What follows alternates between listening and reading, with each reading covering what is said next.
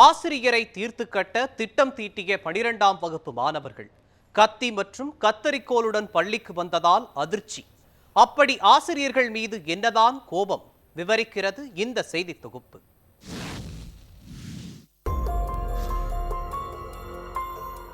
பள்ளிகளில் ஒழுங்கீனமாக நடப்பதும், ஆசிரியர்கள் கண்டித்தால் அவர்களை மரியாதை குறைவாக நடத்துவதும், ஆசிரியர்களை தாக்குவதும் கடந்த சில மாதங்களாக தமிழகத்தில் அதிகரித்து வருகிறது.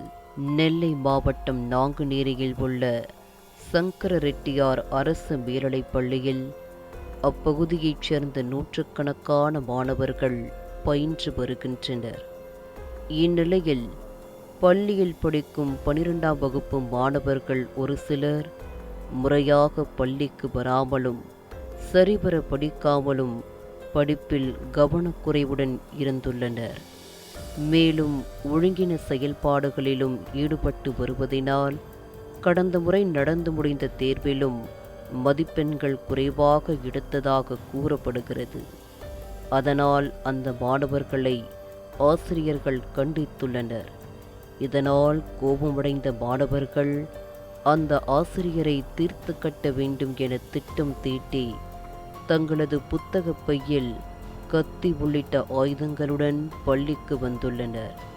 ஆனால் மாணவர்கள் ஆயுதங்களுடன் பள்ளிக்கு வந்தது குறித்து தலைமை ஆசிரியருக்கு தகவல் கிடைத்தது.